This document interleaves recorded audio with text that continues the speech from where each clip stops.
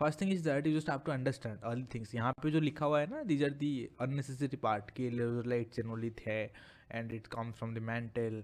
Okay, the main question start from this 50 volume percentage. Volume percentage means what is the volume percentage? There is many, this is like volume percentage, weight percentage. weight percentage means अगर ये total block आपका, जैसे कि वहाँ पे था melt में, ये टोटल ब्लॉक अगर मान लेते कि आपका 100 ग्राम का है, तो वेट परसेंटेज मीन्स, तो ये अगर मान लेते कि यहाँ पे this is your part A and this is your part B, तो part A is basically 50 weight percentage. That means ये जो वेट है इसका 50% पार्ट ए कंटेंट्स.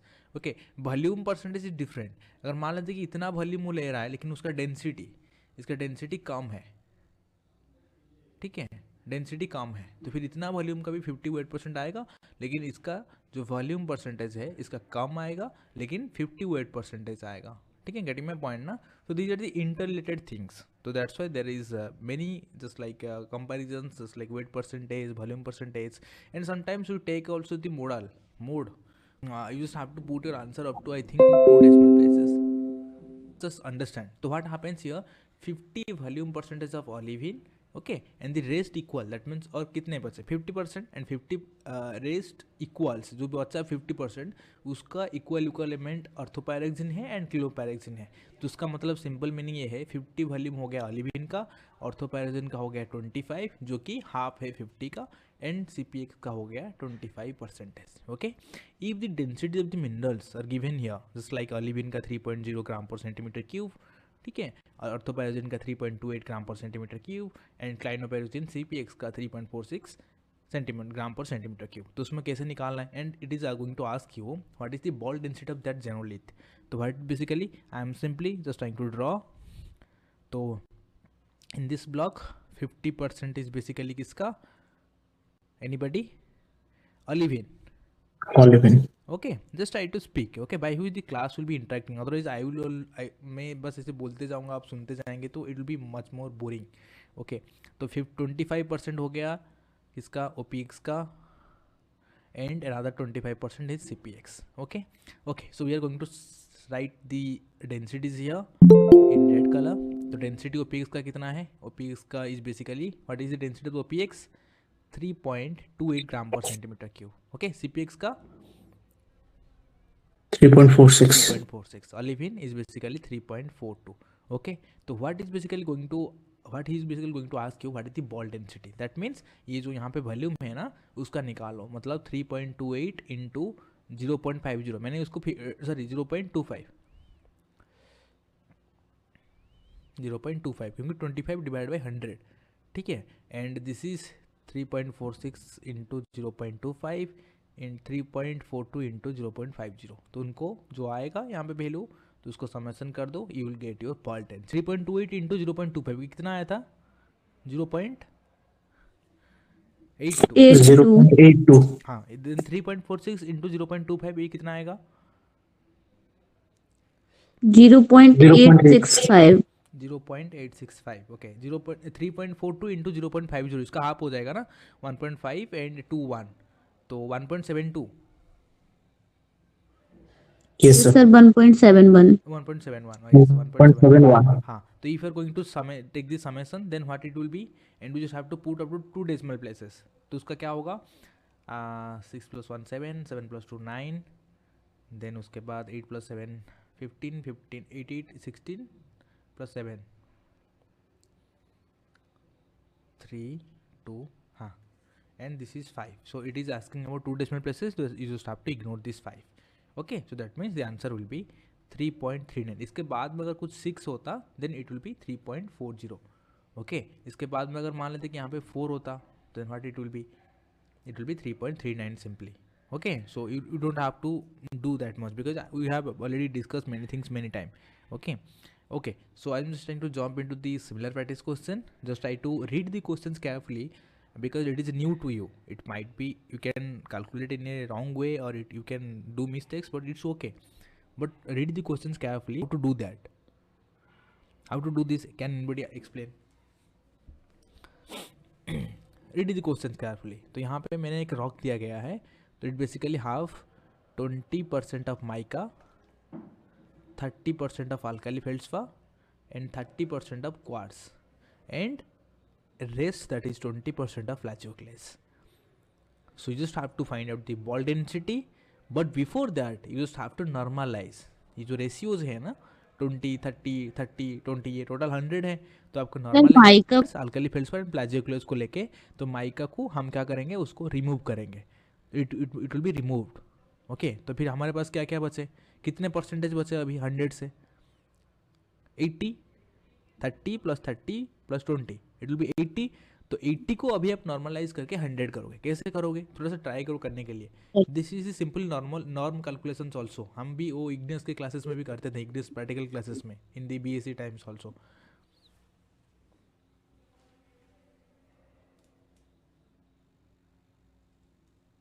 सर वो मतलब माइका को रिमूव क्यों किया? Because as per the question यहाँ पे ये लिखा हुआ है कि you just have to put this QAP diagram, QAP diagram में जैसे कि हमारा होता है ना हाँ QAPF डायग्राम, उसमें माइका नहीं होता है। हाँ माइका नहीं होता है QAPF डायग्राम पे।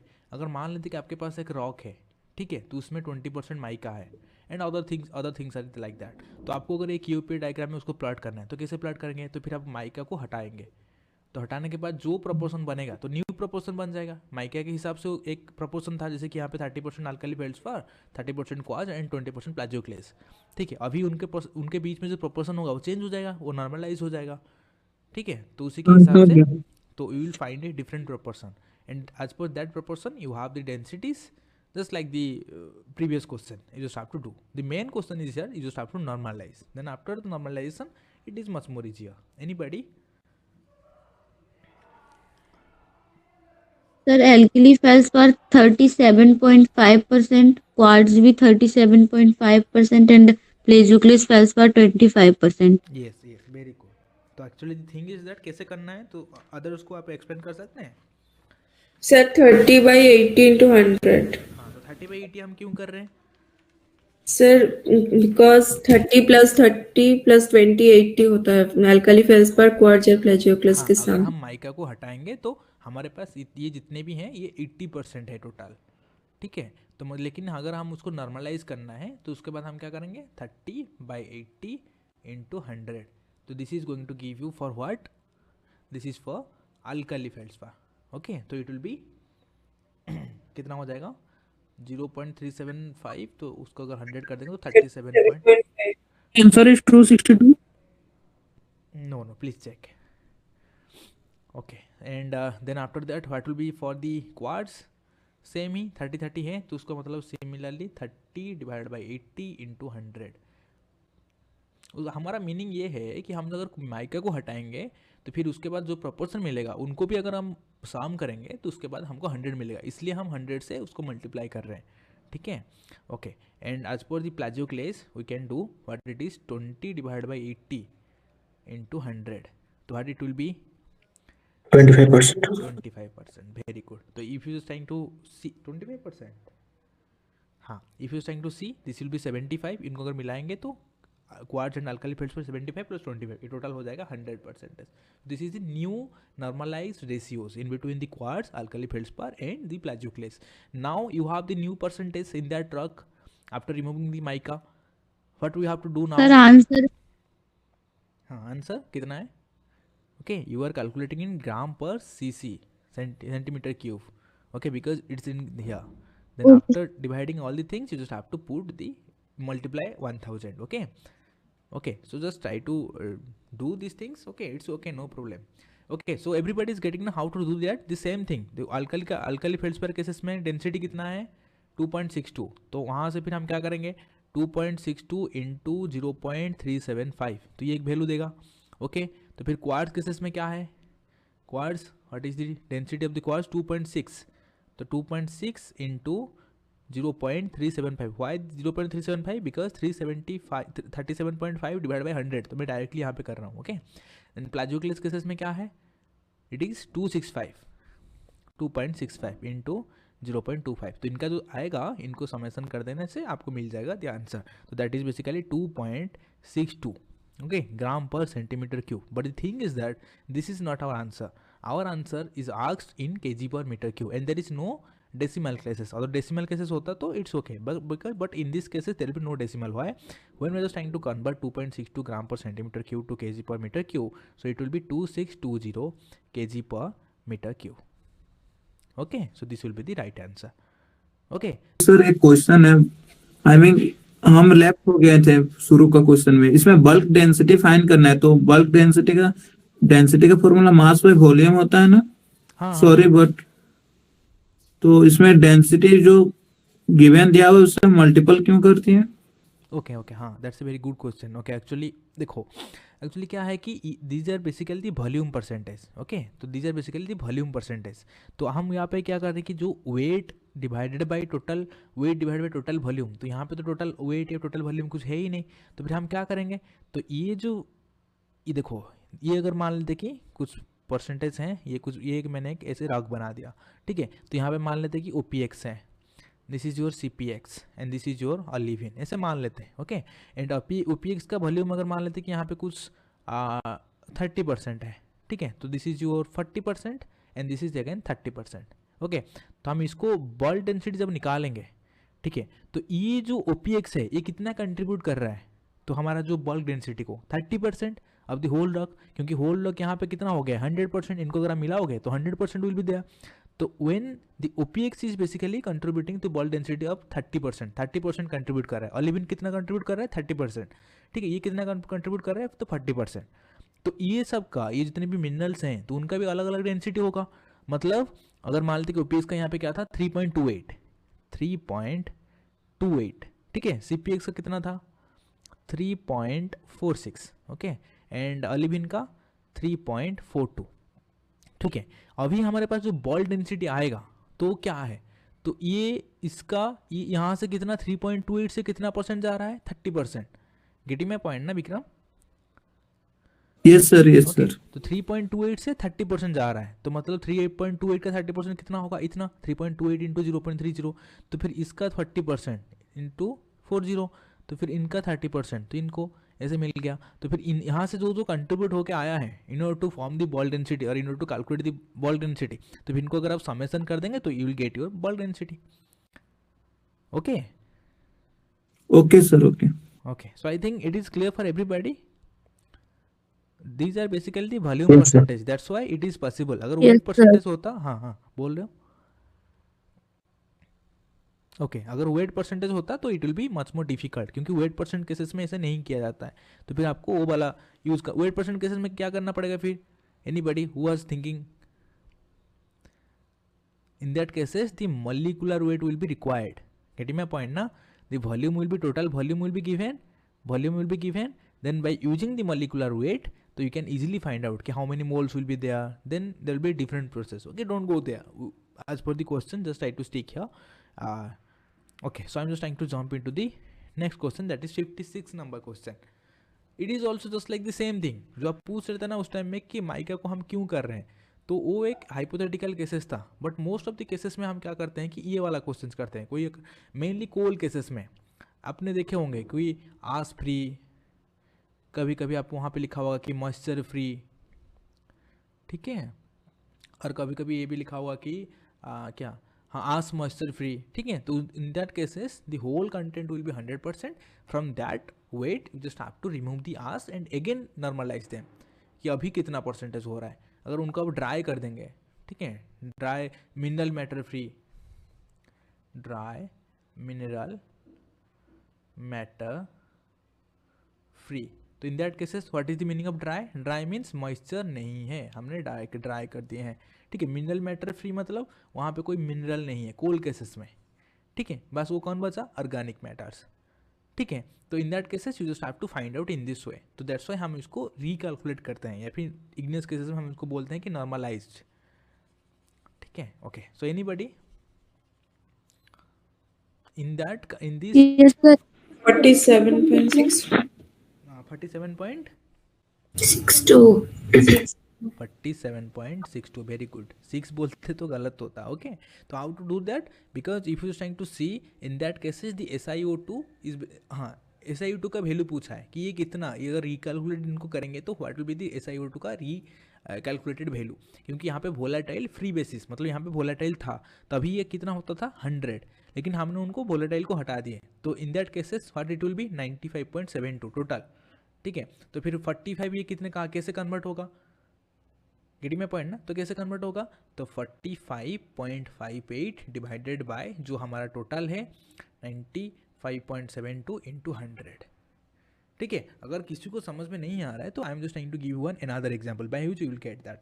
अगर मान लेते हैं कि आपके पास 2 ऑरेंज हैं, ठीक है, एंड 2 एप्पल्स हैं, ठीक है, एंड 1 आपके पास क्या होगा, ऑरेंज एप्पल बनाना। ठीक है, अभी आपके पास कितने हैं टोटल नंबर ऑफ फ्रूट्स कितने हैं, एनीबॉडी? 5। 5. गेटिंग माय पॉइंट ना, 5। तो ऑरेंज कितने परसेंटेज है, 2 डिवाइड बाई 5 इंटू 100, तो कितना परसेंट होगा, 40%. 40%. तो ये कितना हो जाएगा 40%, तो ये कितना हो जाएगा 20%। 20%. तो मैं अभी क्या करूँगा, मैं बोल दूंगा कि मैं टोटल ऑरेंज हटा रहा हूँ, मतलब ऑरेंज कोई खा लिया। ठीक है, तो अभी फिर इनको अब क्या करना पड़ेगा, नॉर्मलाइज करना पड़ेगा इनके बीच में। तो आपको निकालना होगा कि कौन कितना परसेंटेज का है, एप्पल कितना परसेंटेज का है और बनाना कितना परसेंटेज का है आपके बकेट में। ठीक है, तो अभी आपके पास कितने हो गए, अभी ये 2 और 2 + 1 3, टोटल नंबर ऑफ फ्रूट्स 3। तो 3 में आपको क्या करना पड़ेगा, 2 डिवाइडेड बाई 3 इंटू 100, तो कितना हो जाएगा ये 66 आई थिंक, 66.66. हाँ। देन इसके बाद ये कितना हो जाएगा 1 डिवाइड बाई 3 इंटू 100, तो कितना हो जाएगा 33.33, तो ये कितना हो जाएगा 100। गेटिंग माई पॉइंट ना, this same thing we are doing. ये पहले जब वोलेटाइल था ये कितना था 100, लेकिन अब जब हम वोलेटाइल को हटा दिए इट इज़ रिड्यूस टू 95.72, तो फिर उसी के हिसाब से ये परसेंटेज चेंज हो जाएंगे। ठीक है, ओके, तो I am just trying to go to the next question. Okay, so it doesn't have any similar practice question because we have done here, हमने उनको कंबाइन करके इसको कर दिए, तो इसलिए हमने सिमिलर प्रैक्टिस क्वेश्चन नहीं डाले। ओके, तो what it will B, this is a very easy question, I think you will need only 1 to 2 minutes to do that. 1 minute is sufficient for that, for this. जैसे कि मैंने बताया था कि in the live classes just try to do with your rough and then after the live classes you can just convert to your note, yeah, like that. Sir, 105 meter. 105 meter is the correct answer. Let's wait for the others. जो जिनका भी गलत आ रहा है ना बोलो, कोई problem नहीं है। Everybody is getting 105 ना, just trying to do here in this image. तो what to do, you just have to ऐसे कर दिए, this is the horizontal cases. okay, तो ये कितना हो जाएगा, anybody? 410 minus 20, तो this will be 210 meter. okay, तो it is asked that what will be the true thickness, what is the true thickness, तो ये thickness आपको पूछा है। okay, let me put it in the green color, तो ये thickness आपको पूछा है। okay, तो just follow, तो ये वाला वैल्यू कितना है 60। ओके, तो ये वाला ट्रायंगल अगर मैं लूँ, ये वाला ट्रायंगल, तो दिस इज 90, दिस इज 60, तो ये कितना हो जाएगा, एनीबॉडी? 60. 30. 30 ना, A, this is your A, B and C in this triangle, so this amount B C A will be your 30 degree. Okay, तो now what we have to calculate B D. ठीक है, तो अभी क्या करेंगे, तो in this triangle तो B D is going to be calculated, तो ये कितना हो गया 30 हाइपोटेन्यूस, या फिर ये कितना हो जाएगा 210 मीटर। तो हम क्या कौन सा वाला ट्रिगोनोमेट्रिक फंक्शन यूज करेंगे, sin 30. sin 30 भी बी डी डिवाइडेड बाय यहाँ पे कौन सा था सी, बी सी। 2. तो बी डी क्या है, ये आपका true thickness, it is basically your true thickness, and B C is basically 210। ठीक है, तो ट्रू थिकनेस कितना हो जाएगा 210 इंटू हाफ, तो कितना हो जाएगा 105 metre. Okay, it is clear. Okay, so let discuss another, everybody is getting ना, सिंपल थिंग। यहाँ पे भी और भी बहुत सारे मेथड्स हैं टू डू दिस वन, तो आप पहले इसको भी निकाल सकते हैं, ये वाला वैल्यू आप निकाल सकते हैं ए बी। ठीक है, from this triangle A D B से कैसे पता चलेगा, हाँ, from the A B C से आप क्या करेंगे, ए बी निकाल लेंगे, देन उसके बाद फ्रॉम दी, देखो ये ऐसा ट्रायंगल है, ठीक है, you know this amount, okay, and this is given okay, and nothing is like that, okay, और कुछ नहीं पता है। तो अब क्या करेंगे, ये ट्रायंगल से पहले आप ये निकाल लेंगे, ये कुछ x मीटर या x सेंटीमीटर आएगा, x मीटर आएगा। तो फिर क्या करेंगे, हमको ये वाला वैल्यू चाहिए। Then now shift your focus to this triangle, this is also a right angle triangle. By using this 60 degree you can also find out this amount. This AB is can be, or you can say true thickness can be calculated. There is many ways, okay, but it is the easiest way to do. Okay, so there is another similar practice question. Let's see what should be the answer. Read the questions carefully, because I am telling you repeatedly, read the questions carefully, you will find every hint. Remember that. देखो, जो mean syllable है ना, मैं उसको बोल दूँ कि actually जो एलिवेशन होता है, अगर मान लेते हैं कि एक एलिवेशन है तो एक ऐसे हील जैसा है, ठीक है, तो if this is your mean syllable, ठीक है, तो अगर ये हाइट आपको निकालना है तो अगर ये दिस विल बी 100 मीटर, ठीक है, फिर मीन सिलेबल डेप्थ आपका वही सेम ही कैसे 100 मीटर, इसमें कोई प्रॉब्लम्स नहीं है, बस एक रेफरेंस लाइन लिया गया है कि मीन सिलेबल, ठीक है, this is depth and this is elevation. अगर आपको दोनों को एक ही टोपोग्राफिक मैप में अगर आपको रिप्रेजेंट करना है, then this will be negative and this will be positive. Positive will be similar, वही 100 में लिखा होगा, अगर वहाँ पे कुछ डेप्थ है तो आपको नेगेटिव डालना होगा, but in this cases that is not required. Mean 5500 no, you are much more closer, but the Sir, digits will be changed. हाँ, sir 70.62. 70 Sir, point, no, it in the centimeter. Have you calculated in centimeter? 7,000. Sir 7070.66. Very good. It's the more accurate one. 7070.66. Who? आप कौन है? आपका नाम क्या है? देख जाएगा एक सेकेंड. कितनी प्रज्ञा? Okay, very good. So this the answer will be 70.66. Okay, तो कैसे करना है? सेम थिंग, बस आपको प्रॉब्लम यहाँ पे क्या होता है कि आप क्वेश्चन को थोड़ा सा मतलब अलग हो जाता है, वर्ड थोड़ा सा अलग हो जाता है, लैंग्वेज, तो प्रॉब्लम होता है, नहीं तो फिर कैलकुलेशन सेम ही होगा। अगर मैं यहाँ पे ड्रा कर दूंगा ना, आप बोलेंगे ये तो इजी था, ठीक है, okay. Let's see a vertical bore hole, हाँ, a vertical bore hole meets the upper and lower surface of a coal seam at depth of 210 metre and 320 metre, मतलब अपर को 210 मीटर में, लोअर को 320 में, ठीक है, from the mean sea level respectively. Okay, हाँ, okay. The altitude of the coal seam is basically 060 and 50 degrees southeast. From this, can anybody tell what will be the deep? What will be the deep? 50 degree 50 degree. Nobody is going to tell that 60 degree, because 60 degree is basically the strike. Strike. 60 means not 60 degree. तो यहाँ से कोई मत लेना. The most important thing is that पहले तो strike आता है, and other thing to कि आपको जानने के लिए कि strike है कि it is in the 3 digit. Okay, तो deep will be 50 degree and ये आपका अपर लेवल है, ये लोअर लेवल है, तो आपको क्या पूछा है? True thickness, same question. Okay, तो ये हो गया आपका, तो फिर मैंने ऐसे यहाँ पे कर दिया। ये वर्टिकल थिकनेस कितना आएगा? वर्टिकल थिकनेस ये हो जाएगा आपका 210 मीटर, दिस इज 320, तो what will be the vertical thickness? 110,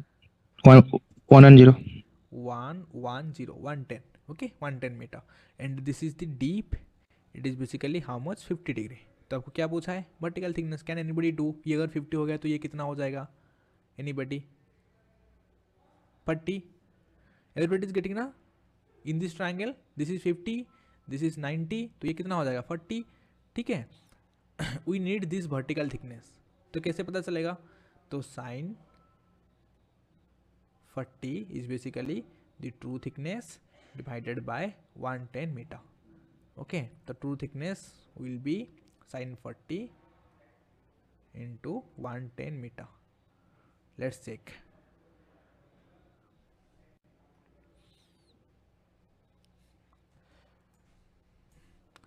Sin 40 into 110. Okay, तो कितना आया? 70.7066, but it in the meter.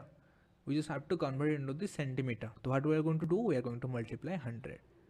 It is the answer will be 7070.66. Okay, is there any decimal places? No. 3 decimal hota to 664 hota. Okay, answer up to 2 decimal places. Everybody is getting now how to do this one. I think you guys are confuse in between the words, otherwise अगर आप ये diagram अगर आपको कहीं करके दे दे तो अपने आराम से कर लेंगे, but this is the mark, यहाँ से मार्क है, ये कैलकुलेशन तो कोई कर लेगा। ओके तो ये आप वर्डिंग से इसको कन्वर्ट करना। Okay so we just have to move to our next question. So this is a fault like problem, much more little bit advance, but in 2016 it is much advance now. इसको कोई भी कर सकते हैं, कोई problem नहीं है। Okay देखो ये क्वेश्चन का अगर मैं बोलूँ तो आप डायरेक्टली बोल देंगे ये 400 मीटर है, क्योंकि आपने इसको बार बार देखे होंगे, but the thing is that how it is coming 400, तो that is important.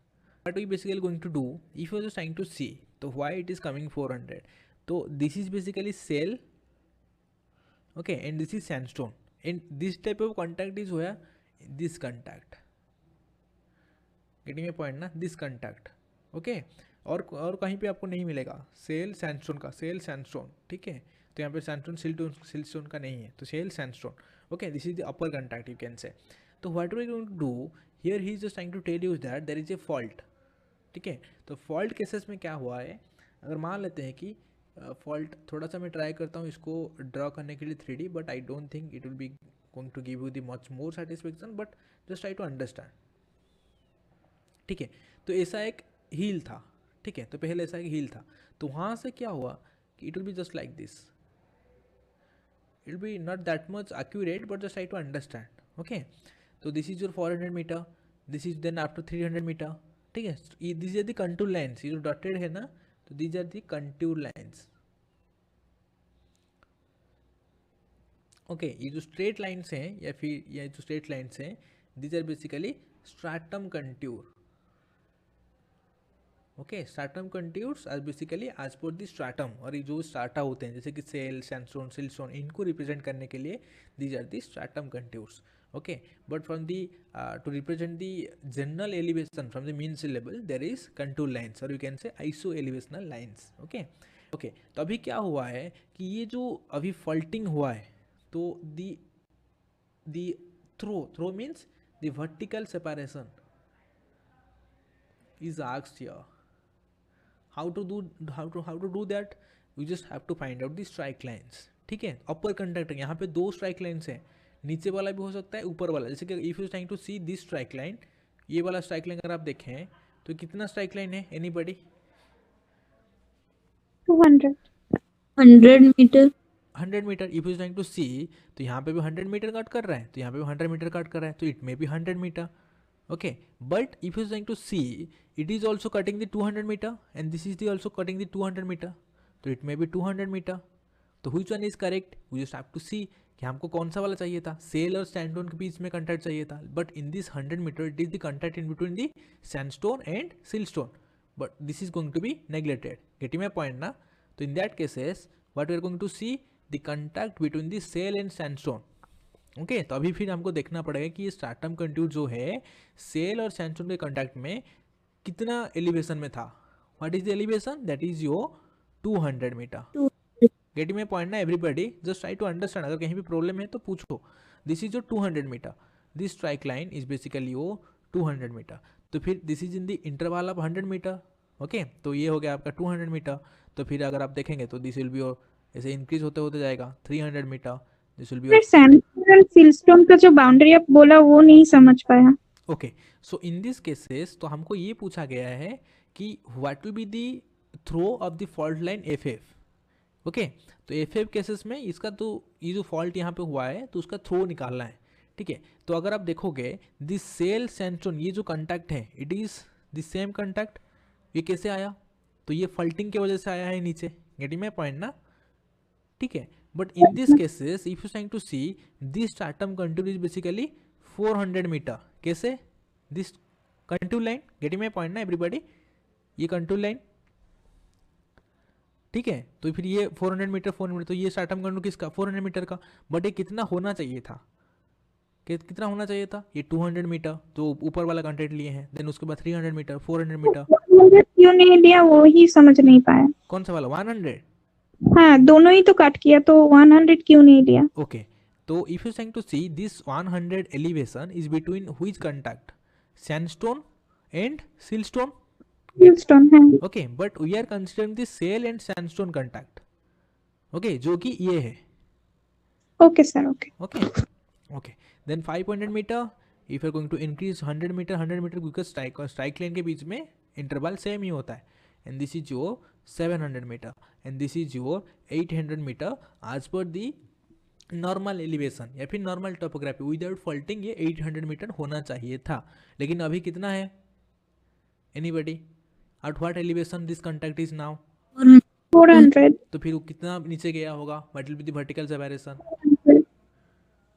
Getting my point ना? तो the separation will be your 400 metre. ठीक है, स्ट्राइक लाइन के हिसाब से it will be 800 metre, but now due to the faulting it is at the elevation of 400 metre. तो अभी फिर हम क्या बोलेंगे कि कितना थ्रो हुआ है, कितना नीचे आया है? 400 मीटर. ठीक है, ओके. सो एनीबॉडी हैज ये डिपिंग बेड है ना अब? हाँ, it is the dipping one. 200 का हम लोग अपर कांटेक्ट बोल सकते हैं. 200 मीटर, हाँ, this is the upper contact. You just have to see कि हमको जो फॉल्ट में जो हमारा रेफरेंस लाइन है ये नीचे वाला, तो ये कौन सा कॉन्टैक्ट है. नहीं तो फिर अगर यहाँ पे आप आओगे ना, दिस विल बी 100, 200, 300, 400, एक एक नीचे आ जाएगा. तो फिर यहाँ पे आते तो ये 700 हो जाएगा. 700 फिर से आप क्या करेंगे ना, तो आप यहाँ पे 400 से माइनस कर देंगे तो आपका आंसर 300 में आएगा. लेकिन यहाँ पे जो कॉन्टैक्ट है that is in between the shale and sandstone, that is most important. Okay, here it is. Sir, हाँ ओके सर. हाँ सर यदि ये कांटेक्ट शेल और सैंडस्टोन की जगह सिल्टस्टोन एंड सैंडस्टोन होगा तो फिर वहां से 100 से इंक्लूड करते ना, 100 को इंक्लूड हाँ करते. हाँ, अगर मान लेते हैं कि ये जो कॉन्टैक्ट है, अगर ये sandstone and in between the siltstone होता, then the answer will be 300 metre, because as per this it will be 700 metre elevation. ठीक है, the stratum continue, then the it will be 300 metre. Okay, and the map is also going to be different one if the contact is going to be considered in between the sandstone and siltstone. Okay, so I don't have any similar practice question because